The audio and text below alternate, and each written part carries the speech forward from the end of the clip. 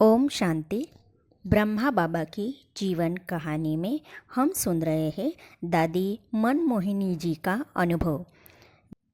दादी ने अपने अनुभव में कहा कि कुछ समय के बाद हमारे लौकिक संबंधियों ने सारे यज्ञ के स्थानांतरण के लिए बाबा को एक निमंत्रण पत्र लिखकर भेजा। बाबा ने उन्हें कहा कि निमंत्रण उसी का स्वीकार हो सकता है जिसे ज्ञान सुनने की तथा ईश्वरीय नियमों का पालन करने की लगन हो। ऐसा उत्तर मिलने पर उन्होंने हमारी एक अन्य दैवी बहन, जिसका नाम ब्रह्मा कुमारी लीलावती था और जिनका उनके साथ लौकिक संबंध भी था, की ओर से यज्ञ में निमंत्रण भेजा और हमें कहा कि सभी यज्ञवत्सों के आवास निवास के लिए भारत में कोई अनुकूल भवन ढूंढा जाए। मैंने तथा ब्रह्मा कुमारी लीलावती जी ने पूना, मुंबई, अहमदाबाद आदि में कई भवन देखे, परंतु हमें 250-300 यज्ञवत्सों के इकट्ठे रहने के लिए उन तीनों नगरों में ऐसा बड़ा कोई भी भवन न दिखाई दिया जिसमें ठीक व्यवस्था हो।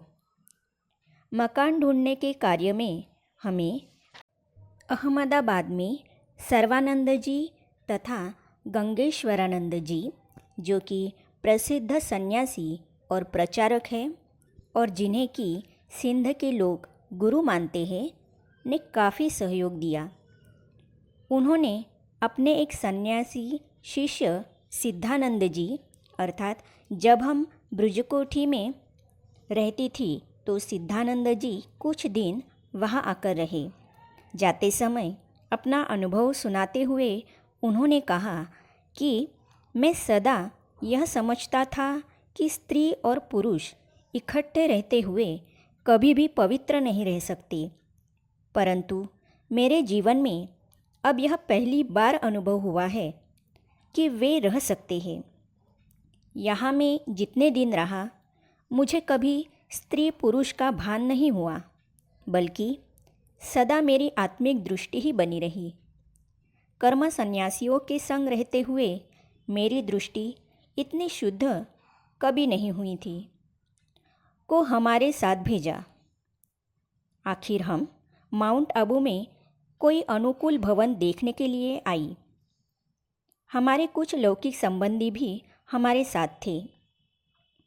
मैंने एक दैवी बहन ब्रह्मा कुमारी रुक्मिणी, अर्थात ब्रह्मा कुमारी रुक्मिणी भी एक बहुत ही धनाढ्य कुल से संबंधित थी, परंतु उनका जीवन बड़ा त्यागमय था, के साथ मकान ढूंढते ढूंढते माउंट आबू की ब्रिज कोठी देखी, जो कि भरतपुर के महाराजा की है। मुझे वह पसंद आई। यूँ तो वह कोठी कोई बहुत ज़्यादा अच्छी न थी, परंतु उस कोठी को देखते समय मुझे बाबा के कुछ महावाक्य याद आए, इसीलिए यह कोठी ले लेना मुझे उचित लगा। बाबा हमें सिंध में काफ़ी पहले कहा करते थे कि बच्चे, अंत में आप ब्रह्मावत्स पर्वतों पर जाकर तपस्या करेंगे और महाराजाओं की कोठियों में रहेंगे। बाबा के ये पूर्व वचन मेरे मन में बार बार प्रबल प्रेरणा के रूप में उठते और समझाते कि यह आबू ही वह पर्वत है और ब्रिज कोठी तो एक महाराजा, अर्थात भरतपुर के महाराज की कोठी है ही। अतः यही वह पर्वत है जिसके बारे में बाबा पहले से ही हमें बार बार कहते रहे हैं कि अंत में आप पांडव पर्वत पर तपस्या करते करते शरीर छोड़ेंगे। बाबा यह भी कहा करते थे कि जब इस कलियुगी विकारी सृष्टि का महाविनाश होगा तो ब्रह्मावत्स उस पहाड़ी पर ही होंगे तथा वहाँ से ही विनाश देखेंगे। अतः मुझे प्रबल प्रेरणा हुई कि हो न हो यह वही पहाड़ी है और यही वह राजा की कोठी है जहाँ हम शिव शक्तियों और पांडवों को अर्थात ब्रह्मावत्सों को आकर तपस्या भी करनी है और रहना भी है। अतः मैंने अहमदाबाद जाकर बाबा को कराची में टेलीफ़ोन किया और ब्रज कोठी के बारे में उनसे राय मांगी। तब बाबा ने इस स्थान के लिए झट से ऐसे ही स्वीकृति दी जैसे कि बाबा के मन में यहाँ आने की योजना पहले से ही हो और हमें केवल ढूंढने की सेवा का अवसर और खुशी प्राप्त करने के लिए ही भेजा हो।